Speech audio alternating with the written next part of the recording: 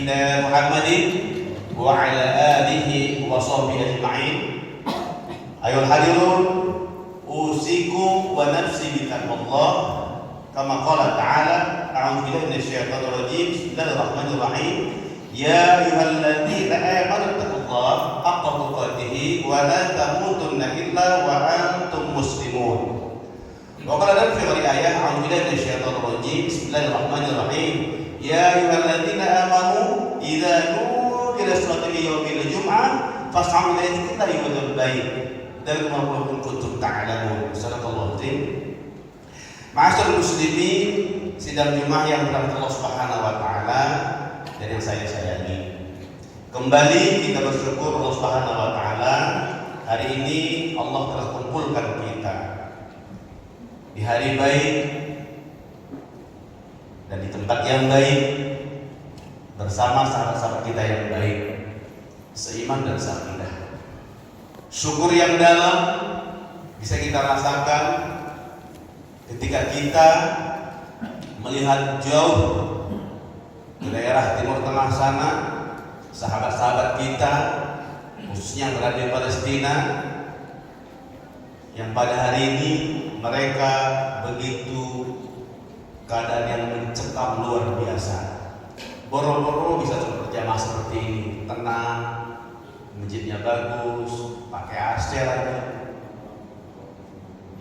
Jangan terus berjamaah memikirkan kehidupan mereka hari ini, keluarga mereka yang hilang, anak-anak yang dibunuh,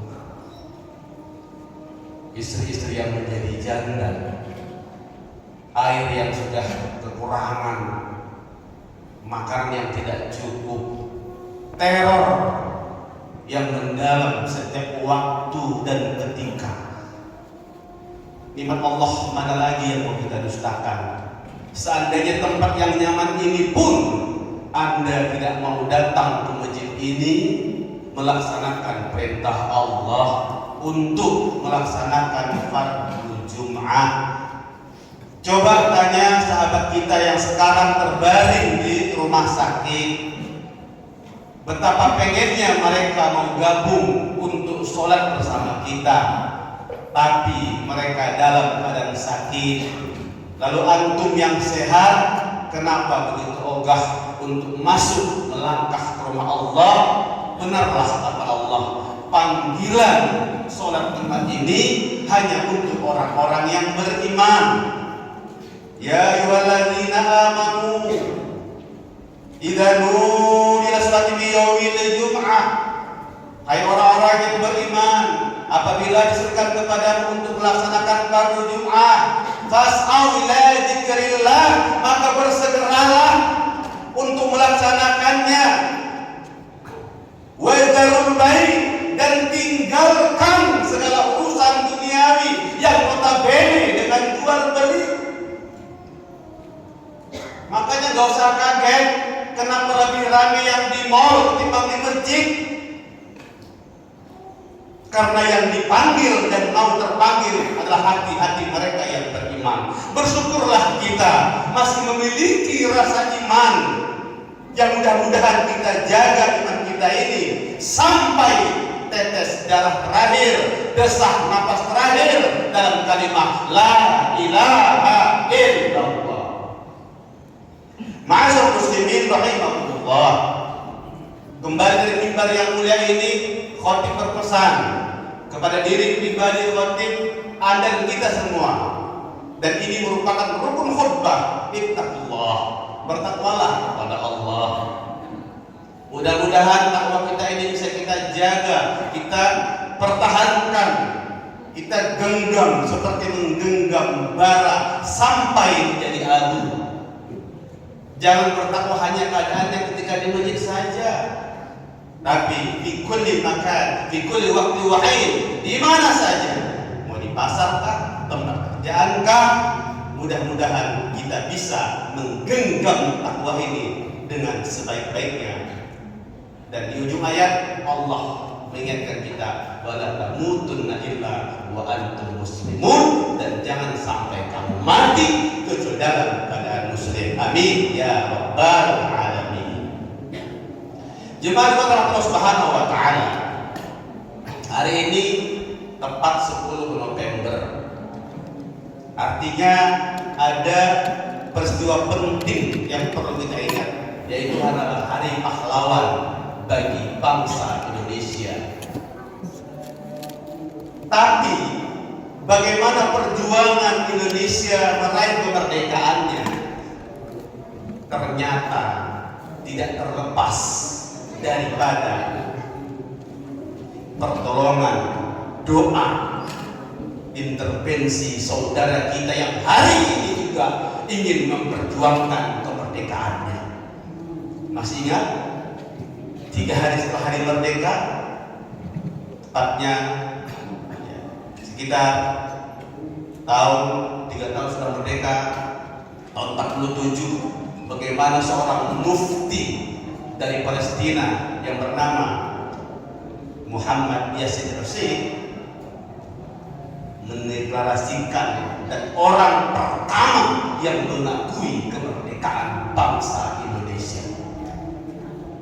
Dan bahkan para orang kaya di Palestina menyumbangkan harta mereka untuk kemerdekaan Indonesia yang belum semua negara mengakuinya. Lalu kita yang hari ini sudah merdeka dan sudah tenang-tenang saja, apakah kita tidak merasakan simpati dan empati kepada saudara kita yang memperjuangkan kemerdekaannya?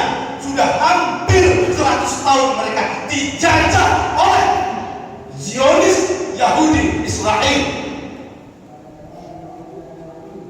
Al-Quran menegaskan dalam surah Al-Hujurat, innamal mu'minuna ikhwah faslihu baina akhawaykum wattaqullaha la'allakum turhamun, bahwa sesungguhnya orang beriman itu bersaudara.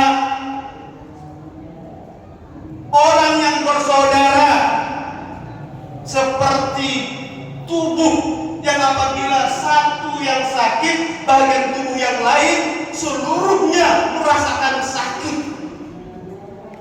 Ketika saudara kita hari ini merasakan sakit yang luar biasa, apakah kita sebagai orang beriman tidak juga merasakan sakit? Dari Allah kita tidak dikatakan orang beriman ketika kita tidak peduli dengan saudara kita yang seiman dan seakidah. Ma'asyar muslimin rahimahumullah. Kenapa kita begitu penting untuk membela Palestina yang jauh di sana? Pertama, negara yang mengakui mereka Indonesia adalah negara Palestina. Yang kedua, Palestina adalah merupakan kota suci ketiga umat Islam setelah Makkahul Mukarramah, Madinatul Munawwarah, Masjid Aqsa di Palestina. Begitu fadilah yang luar biasa. Apabila kita sampai ke sana, bisa sholat di sana. Dan hari ini Masjid Aqsa sudah terancam keselamatannya. Apalagi negeri Palestina adalah negeri para anbiya. 2/3 Rasulullah dan Nabi Allah itu punya sejarah catatan di Palestina. Kalau kita hari ini tidak peduli dengan Palestina, bersamalah kita tidak peduli dengan para nabi, para rasul yang dulu berjuang di Palestina. Masuklah kita kepada kelompok wayaqulun anbiya birul haqq, kalian adalah para pembunuh nabi tanpa hak karena tidak memperjuangkan kemuliaan nabi dan rasul Allah Subhanahu wa taala. Jemaah Allah Subhanahu wa taala, sebagai orang beriman kita dituntut untuk saling wa ta'awanu 'alal birri wat taqwa, untuk saling tolong menolong, untuk berbuat kebaikan dan jangan tolong menolong dalam kemaksiatan. Apa yang bisa kita lakukan? Banyak yang bisa kita lakukan. Pertama, doakan mereka dalam sujud-sujud kita, dalam qunut nazilah kita. Doakan mereka agar mereka mendapatkan kemenangannya, dan doakan mereka agar sabar dan kuat menerima ujian Allah Subhanahu wa ta'ala. Apa lagi? Berikan sumbangan donasi terbaik yang bisa kita berikan. Kalau hari ini kita berkutat dan berkutit dengan percokolan untuk memperebutkan kebahagiaan kita, pengen nambah motor lagi, pengen nambah mobil lagi, pengen nambah rumah lagi. Bagaimana saudara kita yang di sana kehilangan rumah, harta, nyawa mereka? Bagaimana seorang mukmin yang saudaranya ditimpa musibah bertubi-tubi memberikan doa dan donasi masih mikir-mikir? Dari Allah, kita adalah bagian pembunuh mereka. Kenapa? Karena kita berkontribusi memberikan bantuan kepada mereka, yaitu tidak mau memboikot produk-produk yang mereka. Setiap rupiah yang kita buat memberikan manfaat bagi perkembangan negara mereka. Kita sudah belajar, kita sudah disampaikan bahwa produk-produk mereka itu pastinya akan mengalir kepada mereka. Kenapa kita nggak bisa berperang dengan memboikot produk-produk mereka? Kenapa kita masih bangga duduk di Starbucks, makan McDonald, sementara kompensasinya uang tersebut dimanfaatkan untuk membuat pembunuh umat Islam saudara kita seiman di Palestina? Jemaah Allah Subhanahu wa ta'ala,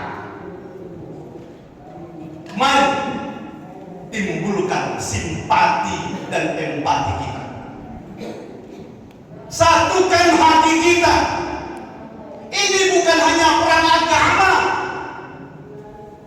Ini sudah genocida, pembantaian umat manusia, melanggar hak hukum internasional.